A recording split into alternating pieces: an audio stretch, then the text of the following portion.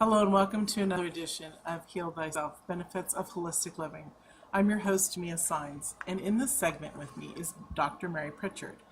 Now this one is pretty awesome. It's called Awakening the Goddess Within. And I love Mary's work because as a self-lover, you all know that I love body work and loving ourselves. This is what Mary's all about. And so it's so cool to have her on today. So welcome, Mary. Thank you. I'm to be here. I'm glad to have you on. So will you share with us a little bit about your journey? Because you also teach at a university. I mean, there's so much about you. Will you share it with us? Because we want to know you. Yeah, I'll try to give you the abbreviated version. I knew since I was in college that I wanted to be a professor at a university. And so I just went through, got my undergrad in 3 years, got my master's and PhD in 5 years to do both of those, and just kind of went along my path to being a professor. And I made it, right? I've at the pinnacle of my career, which is awesome. So I think the reason that Mia wanted me to share this with you is that you would think from the outside looking in that I had it all. I had achieved my dreams because I have achieved what I thought I wanted. Back when you're 20 and you think you know everything and you know nothing. But the reason that we're talking about awakening the goddess within is what happened to me, and I know it's happened to Mia, and I know it's happened to so many of you. You're going along, smooth sailing, going on what you think is your life plan, and then you get derailed. Now, I'm sure Mia has shared about her accident with you and about her life story. So I got derailed, and it wasn't just once, because I am nothing if not a slow learner. And the universe, probably since I was 12, has been sending me, I like to call them cosmic 2x4s, these wake-up calls, these things that just happen to you. You're like, what on earth? Where did this come from? And so from awakening the goddess within standpoint, it started when I was about 12, which unbeknownst to me at the time, I had something called endometriosis, which is a very excruciatingly painful disease of the feminine reproductive system. And I wasn't diagnosed until I was 18. So I had about 6 years of pain and really heavy periods and not knowing why.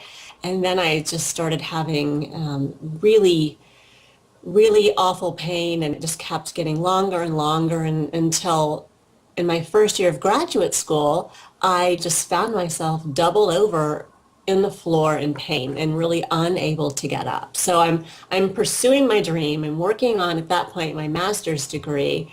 And I'm like, I am about to die. I don't know what's going on here. So I went in for the first of 5 surgeries in the same number of years. I had 3 in the first year, and then you wait a while, and they put me on drug-induced menopause in between, and that caused osteopenia, which is a brittle bone disease. So, Wow. and so I'm trying to do it all. I'm trying to hold it all together.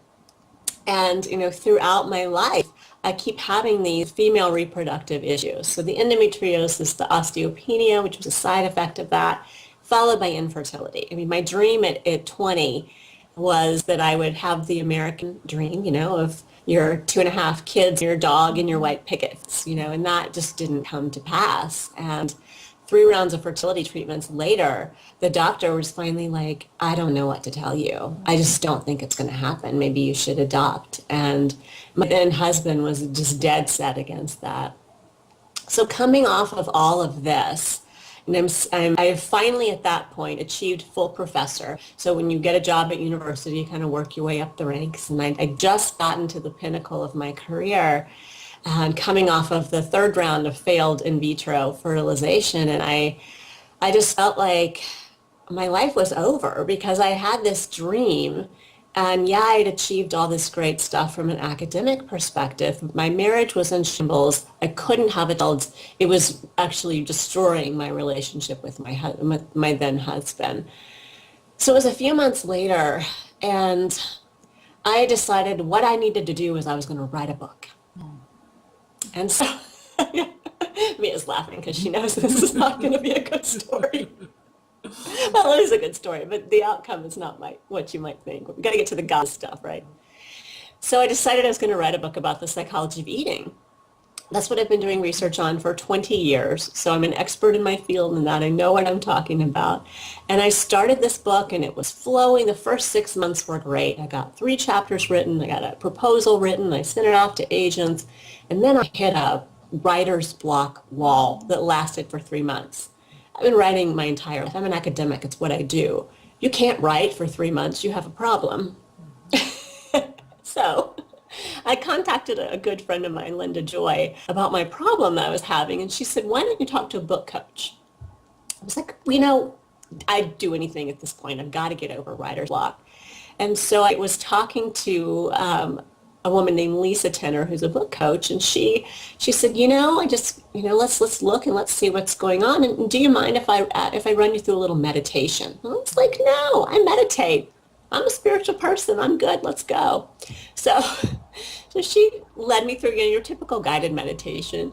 And at the end of the journey, you met your writing muse. So I had meditated, every day for years, and it never occurred to me to ask my inner guidance why I couldn't write this book. So I go in and I ask my writing muse, my inner voice of wisdom, why am I struggling with this book? And she said to me, it's because you're writing the wrong book for the wrong people. I argued with her. I was like, what do you mean? I've been working on this for 20 years. I've been doing the research for this. I've been writing this book for 9 months. What do you mean I'm writing the wrong book for the wrong people? And she says, you're supposed to write a book about the goddess. And I'm like, the what? I'm an academic here. We don't do things like that. And she said, no. She said, you're going to go on a healing journey and you're going to write this book. And as you write the book, you're going to heal. And then as women read the book, it will help them heal. And I fought tooth and nail. I was like, this is a mistake. I'm right. I have a PhD in psychology. I don't know anything about the goddess. Yes, I took a mythology class when I was in 7th grade, and I loved it, and I took another one in college. And I took Latin of all languages, so I got a lot of mythology when I was studying Latin. Right. But I learned about the goddess, but I didn't have a relationship with the goddess at this point. And so I ignored it. Like any good academic, left brain, this is going to be how it's going to be. And I tried to go back to writing my book on the eating. And of course, nothing happened because I still had not dealt with my writer's block. And so Lisa's, I just love her to death. I emailed her and I was like, I got this weird, message during that meditation that you led me on. And I think it's wrong. And I don't know what to do. And sweetheart that she was, she said, I recorded the meditation. Let me send it to you and you listen to it again. And I'm like, okay. So I listened to it again. Same thing happened. Only this time, my inner voice of wisdom said to me, go sit down at your computer. And I'm like, oh, check, I can do that. Within the span of 15 minutes, I had a detailed outline of this book about the goddess and about awakening the goddess within. I listened that time. I'm like, okay, you just gave me divine download of a book that was outlined in detail with all the chapters and all the subheadings and everything I would need to just fill in the blanks. And I was like, okay, I guess I'm going to have to get out of my own way, put my academic hat aside, and write a book about the goddess. So I did. That's awesome. Yeah. That's totally awesome. Yeah. And it's funny because really on what your degree is in, you're right. You're not in, whatever ancient Greek mythology professor or anything like that. So nope. I think that that's one reason why I think that you're so fabulous too. So is how you brought them together, because it's really amazing. You could be like so many others who just can't switch their brain or won't because they're like, no, this is not me. I'm all about science. I'm all about this. But when you really expand enough, you do see that this is scientific stuff too. Exactly. Yeah. And my colleagues do not get what I do. I mean, they've just kind of been like, what's that goddess stuff? Well, let me tell you. And then they really don't want to hear about it. Later, Mary, no. And I'm sure that you express it just as beautiful as you did here to them.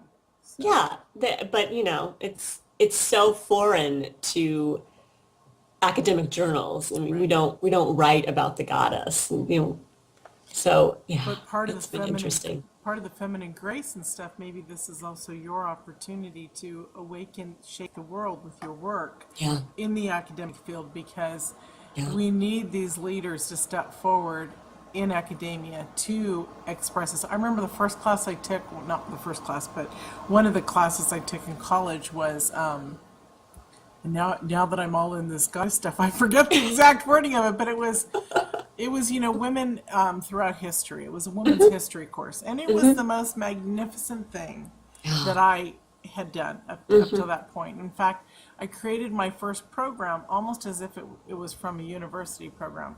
Other professor friends of mine would say, God, this is incredible. This is like a college course you're teaching. And I'm like, well, it allows a woman to get in touch with who she is, discover yeah, her archetypes, break down yeah, all the barriers. I yeah. mean, it really is important for us to bring this into the mainstream, because It is. Yeah. how many women's lives and males from understanding God, goddess, how Hmm. many lives can be changed, and what better place than to experience it in college? Right. Yeah. Yeah. And people get the heebie-jeebies sometimes when you say God and goddess. I love that word. Me too, so do I, that's why I'm giggling. So I'm like, you know what? You can call it whatever you want. Yeah.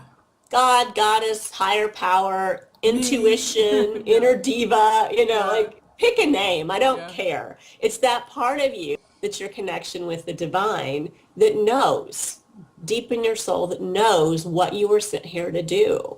Yeah. And it's not about your to-do list, and it's not about what other people tell you should do. I did that. I got an A+ in doing what people told me to do. That's Exactly, me too. Crazy, yeah. crazy. Well, you brought it up, so let's ask, what do you do when the universe hits you with that 2x4? So don't do what I did. Do not ignore it. Do not hope it's going to go away. So what I learned, my lesson really with writing this book, is that I used to fight against the universe. When I would get hit with a cosmic 2x4, I would go into victim mode. And a lot of us do this. We get a diagnosis of endometriosis or cancer, or we lose a loved one, or something happens that that takes us out for some period of time, and we kind of go into that woe is me type of pattern. And that actually may feel good at first, but it really doesn't serve. I remember one of my other cosmic 2x4s, there's been so many. Like I said, I'm a slow learner. I broke my heel not once but twice within a 1-year period. So I spent probably a total of like 7 months on crutches out of a year. That's a long time. It is a long time. And then on top of that, in a walking boot for another 6 weeks. And so I was pretty much immobile for, 8.5 months. And I walked in, I was meeting with a friend one day, and some woman who was a friend of hers that I'd never, ever met before comes in to say hi. And she looks at my crutches, and she's like, what happened? And I said, I broke my heel. And everybody's like, how did you do that? Because that's not an easy bone to break.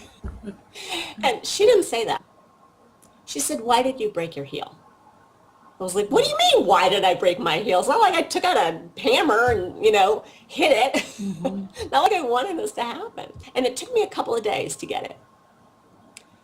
Because her voice, kept replaying. I'm like, why did you break your heel? So I'm sure some of us are familiar with Louise Hay's work on, body heal thyself, and what it means when certain things happen to you. And so I really had to go in here to my intuition and ask that question.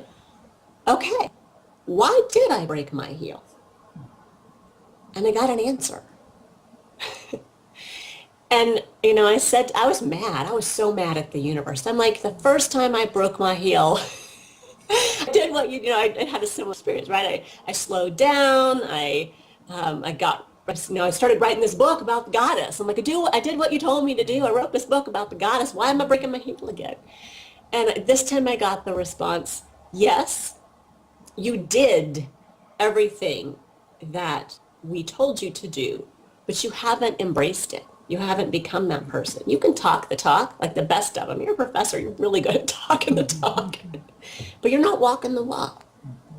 So you had to break your heel again to slow you down so that you could see that it's actually not about being professorial and telling other people they should love themselves. It's about actually doing that yourself. I'm like, oh, oops, you mean I had to live it?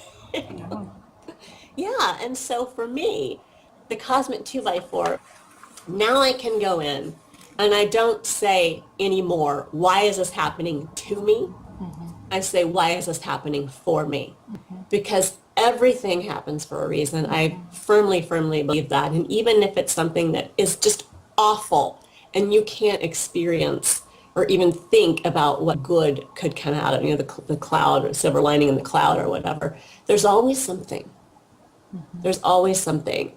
And so I just encourage everyone when they're in the midst of this storm of cosmic 2x4s to just sit for a moment and say, okay, universe, I'm not feeling too happy with you right now, but I want to know why this is happening for me.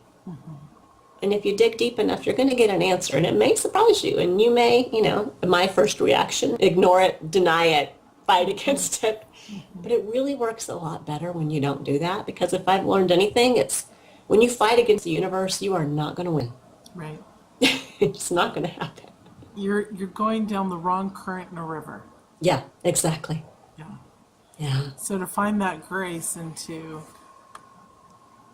take the answer that you received and to see how it can bless you is a beautiful way to work it. And we all have to learn how to come out of victimhood. It's not just the few, it's every single person, and it's always watching our thought.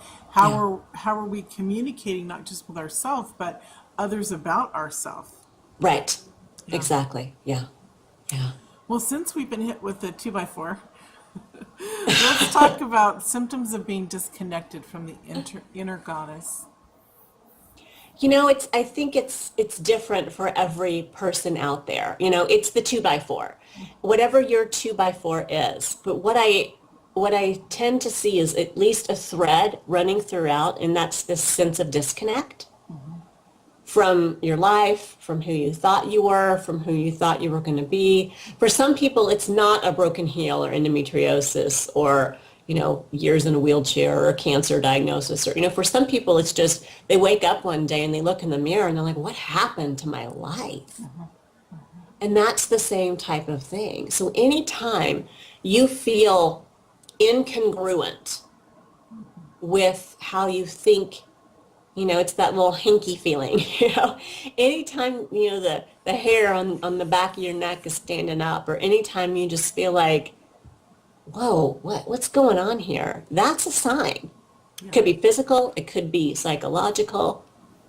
Everything happens for a reason. And if you're not paying attention, and if you're not, on that track, and you're veering off course of your life's purpose, the universe is going to let you know in no uncertain terms, and it may start with a little nudge, and like if you're like me and you don't listen to the nudge, then you get, a 2x4, and, then if that doesn't work, then, you get run over by a truck and then it backs up several times, Right. Until you're listening, dang exactly. it. Until you're listening. Yeah. Exactly. Yeah. Until you're listening.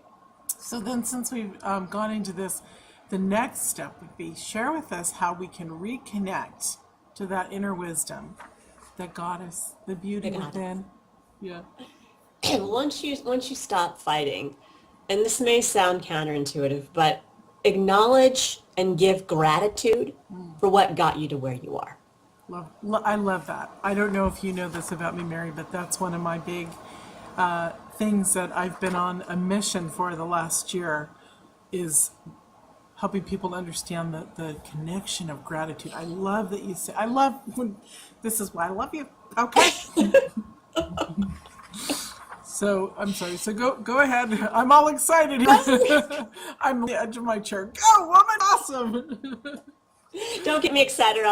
Mia was teasing me before we started, and when I get excited, I bounce. Try not to bounce, so don't get me too excited. Okay. So whatever it is, the universe, even if it's something that you didn't want and you did not expect and does not make you happy, you got to acknowledge it because, yeah, we all have struggles. Every single one of us has been hit over the head with a cosmic 2x4 on more than one occasion. But if it weren't for that, I wouldn't be the woman that I am today. Mia wouldn't be the woman that she is today. You know, my friend Lisa Marie Rosati has a saying, your mess is your message. Maybe you had to go through, you know. I was just thinking about, oh my goodness, what does my mess look like? I've left my mess a long time ago, but goodness, I don't know if I want people to see that. But it's what you learned from that. Yeah, oh yeah. You know, I mean, I guess had people you do not, see my mess. That's right. Yeah. exactly. Because I don't care what your mess is, it made you who you are today. And so Exactly. you gotta give some, you know, props to whatever situation you came out of, as horrendous as it may have been. It made you stronger.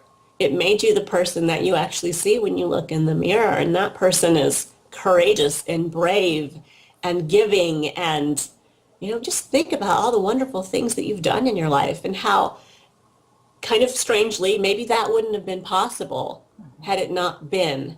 I can tell you, had I not gone through, you know, a 20 plus year battle with endometriosis, 4 rounds of infertility, a failed marriage over that, I would never have actually written that book about the goddess. I would not be sitting here having this conversation with you.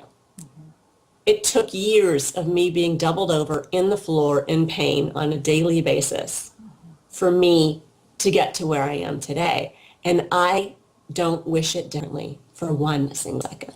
That's part of the beauty. You just hit it on the head. That's part of our beauty is when we can say, that's when we know we're healed.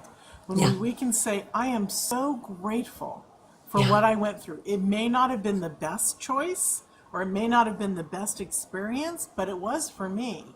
And Yeah. when we even realize that it's what we probably asked for before we got here, you know, when our soul came to this experience, that's where the beauty is. Yeah. And we can help others. Right.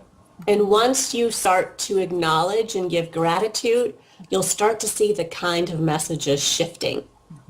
You won't get hit over the head. There'll be gentle nudges instead of 2x4s and bulldozers. And, you know, Mia and I, true confession, we both just spent last week sick. Yeah, we did. We did. We both did. We both had to completely put a halt to all of the plans that we had for that entire week. I had a head cold. Mia was just so exhausted. She was sleeping all the time. And, you know, universe was telling us, you need to slow down. Yeah. Yes, you can be great tomorrow, but right now you need to take care of you. And so, you know, I had last week as a professor, last week was my spring break, and I had this huge list of things I was going to do around the house and in the yard, and I was going to go out of town to a hot springs for a day, and the universe was like, your butt's not leaving that couch for about 7 days. We learn so much when we finally just surrender Yeah. to be still and to be quiet. Yes. And granted, we do take those moments in meditation and our prayer and our focus and all our daily prep stuff or our morning ritual. We Right. do. But there's still something about just being still for a continuous length of time. Yeah.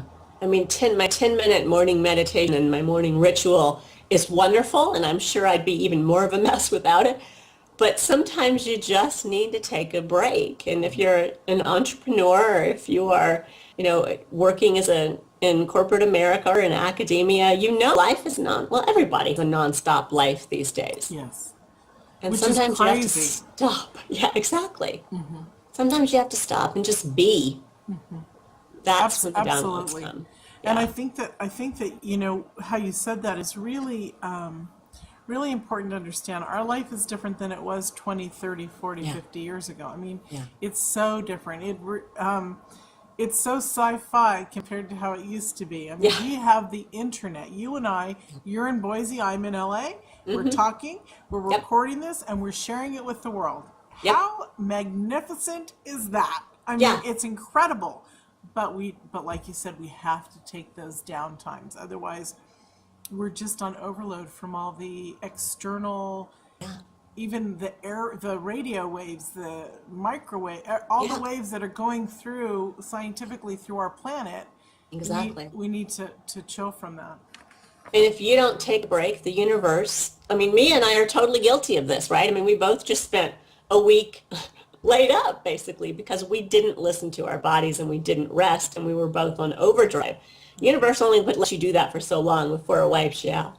And just so you know, even though we were sick, we actually spent an hour working together last week. We did. I had to reveal that. True confessions. But then we went back to being sick. Exactly. Exactly. That's so great. So let's talk about how we accept ourselves and how we fully embrace who we're meant to be, because sometimes we don't even know who that is at first. Yeah. And I think so many people struggle with this one. I think especially women. I mean, men too, and more. That's common in men as well. But, I think growing up, we're an interesting generation, because I think that, I'm talking of me and my generation, we were the first generation where we, especially as women, were told that we could be anything we wanted to be. Our parents were the baby boomers, right? And so coming out of that, they were coming out of the Depression and World War II, and the way the country was at that point. And we were really the first generation where we actually were told you can be whatever you want to be. The problem is, I think, with our well-meaning parents kind of took that, and then we internalized it as, not only can you be whatever you want to be, but you should be and do it all. And with a smile and wearing a cape, And burning bras while we're at it. And burning bras, right. So we have this generation of supermen and superwomen that have no idea how to rest or to stop or to slow down. And when they do, they feel guilty that they're not doing, right? I mean, true confession, there were several times last week that I was like, God, if I could only breathe, I could be getting so much done. Oh my gosh, that's a slap in the face by the 2x4 right there. If I can only breathe, I can get it. And you know what's so crazy? I was having breathing issues too, because I was at high altitude. High altitude, yeah. Yeah, that's so wild. Okay, sister, we are connected even We more. We are. So, I think the first thing, when we were growing up, one of the things I vividly remember is this keeping up with the Joneses phenomenon. I mean, my parents fell into it. I'm sure your parents fell into it. We always felt like we had to be as good as, if preferably, better than everybody else. And so I'm like, if you're really going to love yourself and accept who you are, you got to stop the comparison. And because of our sci-fi tech society, it's everywhere. I mean, we can't really help comparing ourselves to other people. We've got media, we've got TV, we've got Facebook, magazines, we've got your neighbor, right? I mean, the world is so different than it was even 20 years ago. And when it wasn't until my senior year in college that we had email. Imagine a world without email, without everybody having a cell phone glued to their hand when they're born, right? I mean, that wasn't reality growing up.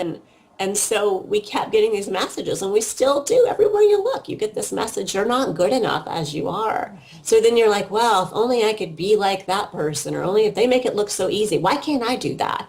And then we feel bad about ourselves. I'm like, stop it. Do a media in if you have to. I don't care. I do not own a TV. We have two new ones, flat screens, but we don't have them hooked up to cable or anything, because I don't want that stuff coming through my consciousness and into my house. I don't buy magazines, except every December when I make my vision board for them, and I just buy them to rip out stuff that I want and put it up on the wall. But you gotta stop the comparison. You've got to stop it, because you're never going to feel good enough if you're constantly setting the bar higher and higher into the more unachievable standards. You saying this really brought back something that I forgot even existed. And when I was growing up, my dad was 24 years older than my mom. And so he was in his late 40s or in his mid 40s when I was born. And he was a very successful, our family were early Spanish land grant owners here in California before it was California. And so, but yet we had some Mexican Indian in the Spanish, and so that technically makes my signs as half Mexican and the other half is Italian. My dad taught me that we had to be better than everyone else because we were judged, because we had that Mexican Spanish blood that people didn't understand, and we were always judged. I remember going through puberty, and as boys and girls do, you sometimes come home with a little bit of an odor, and him flipping out. And I just realized, one, how sad that was for him to have to go through that and to put it on me, not meaning to, because he loved me. That was his highest sense of right. But for me to experience that as well, that I am not, and I never realized that till just now, I am not good enough. That was the belief. I always thought it came from my mom. I'm not good enough because of my blood that flows through my body. Yeah. That Which you can't even change. That makes me want to cry. Yeah, that makes it's me awful. want to cry. I mean, I have siblings that are blonde and blue-eyed, and some that are my color, but I'm the only one from my father. And look at me. I was raised to think that I was literally African American, almost, even though I don't have that in my body. And who cares? Who cares if I was? I remember being picked up in junior high from the bus, because I went to private school in Beverly Hills, and one kid said, "Oh my God, your dad's black." And I said, "He's my dad." That's all. I mean, that was my attitude. Yeah. He's my, I didn't defend it whether it was black, Mexican, whatever. He's my dad. And it just, so anyways, so there's a lot of garbage going on with everybody. And incredible, because now I get the feeling how some people feel less than, on that respect of bigotry or where I never even realized that before, I was raised white, and I God dang it, I'm a child of the friggin' universe, right? Just like everyone else. Okay. Exactly. But the good news is, once you've acknowledged that, you can let that baggage go. I just found it highly interesting that it even existed in my life, and I forgot about it. Exactly. We all have those things. It's like they creep in, and we're like, oh, yeah, let's get rid of that. That doesn't serve me anymore. It really didn't ever serve me, but let's really get rid of that now. And the beauty is that then you can create the life that you want. You can figure out, who am I? Who do I want to be? And who do I not want to be? And what do I want my life to look like? And go out there and make it happen. Yeah, I think that's why I wanted for years to be a civil rights attorney. Yeah. And one of my biggest heroes is Martin Luther King, I think that because there was that prejudice, but I didn't look like it, and so I always defended people growing up. And I think it's very cool. So thanks, Mary. That was exciting. You learn something new about yourself every day. And we all do, and we all should, because that really is what expands us even more. Now, we are already out of time, but we're going to finish up here gracefully. Okay. Would you like to share your free gift? I would love to. So my free gift is 10 signs that your inner goddess is calling you, and tips for handling the sacred call. So if any of what we've been talking about resonated with you, I don't care if you're male or female, inner god, inner goddess, intuition, like I said, doesn't matter whatever you want to call it. For me, it's inner goddess because I'm female, and there you go.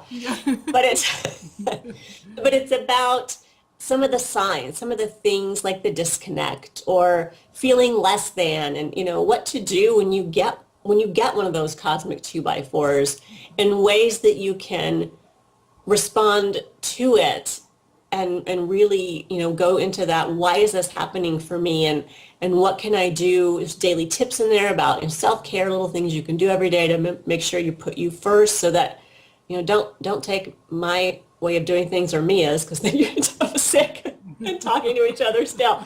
We're still working on the walk part of that. We're human too, right? I mean, we still live with this pressure. And sometimes we have to remind ourselves. And so quite honestly, I wrote this ebook for myself. I needed the reminder. Cool. Oh yeah, when that happens, that's the universe's note to me. Hey, you've disconnected again. You're not walking your talk. You're not speaking your truth. You need to get back and get back in the game here, or we're really going to send you a 2x4 and whack you in the head. Enough 2x4s, right? Exactly. We want to go on the merry-go-round. Well, Exactly. or at least smoothness. I mean, not going Right. around in circles, but yeah. Flow. Yeah, exactly, the flow. Yeah. Well, that's lovely, Mary. Thank you.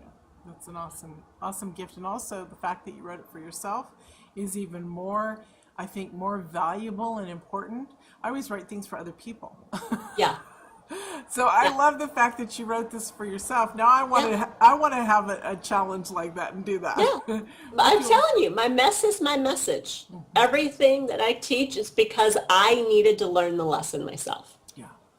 Yeah. We That's didn't, awesome. you and I, we did not get to where we are because we had a perfect, lovely, rosy life Right. where everything always Exactly. works out wonderful. No. Exactly. Yeah. So No, the my message is my self-growth message. and discovery is amazing. It truly Yeah, is. it is. Well, Yeah. it was awesome, honey, having you on. Would you like to give us one last piece from your beautiful heart? Oh, just take care of you. Body, mind, spirit. You only have this one body, this one chance in this time on this universe. Don't burn yourself out. You are a sacred temple. You may not feel like it some days, but you are. You are a vessel of the divine, and you know, it's like namaste, right? I mean, the divine in me, that light in me recognizes the divine in you, and we're all human beings. Really, we're more like human doings, but we're all human beings here to live our journey and to learn from each other and to love each other. And you should be number one at the top of that list. Because if you don't love yourself, you can't really love anybody else. If you don't take care of you, you can't really take care of anybody else. Exactly. It's not selfish, it's survival. Put you first. I love that. The way you put that was really beautiful. Thank you. Thank you. Thank you. And thank you for joining us. It was awesome. Thank you. Thank you. And we'll see you all in another segment.